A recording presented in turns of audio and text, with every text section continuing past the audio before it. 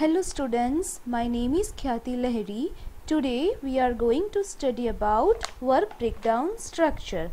Now, what is work breakdown structure? A work breakdown structure includes dividing a large and complex project into simpler, manageable and independent task. Work breakdown structure के अंदर क्या आएगा? जो हमारा project है, large and complex project है, उसको हम simpler, manageable and independent task के अंदर डिवाइड कर देंगे. ये हमारा पहला टास्क है. ठीक है.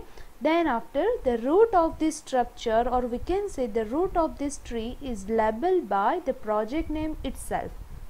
For constructing a work breakdown structure, each node is recursively decomposed into smaller sub activities. हम वर्क ब्रेकडाउन स्ट्रक्चर को कंस्ट्रक्ट करने के लिए क्या करते हैं? जितने भी नोड है, ईच नोड को हम क्या करेंगे? रिकर्सिवली डिकम्पोज करेंगे इनटू स्मॉलर सब एक्टिविटीज़. कब तक करेंगे? जब तक कि लीफ लेवल ना आ जाए, until at the leaf level. So the activities become undividable and independent. अब हमें जो भी नोड है, हमारा ईच नोड है, उसको हमने क्या किया? रिकर्सिवली डिकम्पोज किया इनटू स्मॉलर सब एक्टिविटीज़, तब तक कि जब तक लीफ लेवल ना आ जाए. लीफ लेवल आ जाएगा तो वो जो हमारी एक्टिविटी है वो कैसी बन जाएगी? अनडिवाइडेबल एंड इंडिपेंडेंट बन जाएगी. It follows top down approach. हम उसके अंदर क्या करते हैं? Top to down approach follow करते हैं, ऊपर से नीचे जाते हैं. उसके बाद हम उसके स्टेप्स देखते हैं कि वर्क ब्रेकडाउन स्ट्रक्चर को हम कैसे क्रिएट कर सकते हैं. सो WBS is the method for time scheduling and cost estimation and error testing.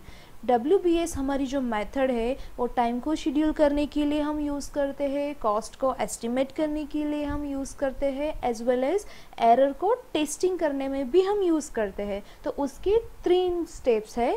अब पहला स्टेप क्या है कि उसके अंदर हमें प्रोजेक्ट की जो मेजर एक्टिविटीज़ है उसको आइडेंटिफाई करना है. So first step is identify the major activities of the project. Second step में क्या करेंगे?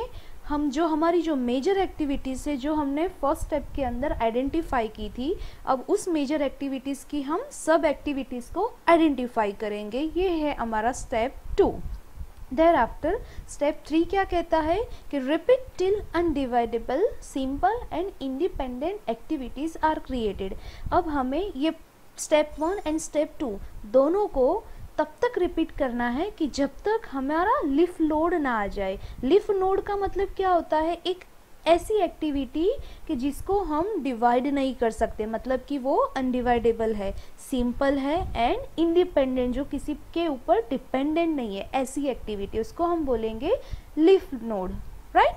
सो स्टेप नंबर 3 कहता है कि repeat till undividable, simple and independent activities. So this is the figure of work breakdown structure. उसके अंदर क्या है? जो हमारा मेन प्रोजेक्ट है उसको हमने मल्टीपल टास्क में, मेजर एक्टिविटीज़ में डिवाइड कर दिया है. फिर उस मेजर एक्टिविटीज़ की हमने क्या की है? सब एक्टिविटीज़ को आइडेंटिफाई किया है और उसको हमें तब तक डिवाइड करना है कि जब तक लीफ नोड ना आ जाए, तब तक डिवाइड करना है कि जब तक वो अनडिवाइडेबल, सिंपल एंड इंडिपेंडेंट टास्क ना बन जाए. ठीक है. नाउ अब हम वर्क ब्रेकडाउन स्ट्रक्चर के यूजेस देखेंगे कि भाई WBS को हम कहाँ कहाँ यूज़ करते हैं. सो WBS is very important for project planning and controlling activities. Work breakdown structure project के प्लानिंग के लिए एंड एक्टिविटीज़ को कंट्रोल करने के लिए हम सबसे ज़्यादा यूज़ करते हैं. राइट.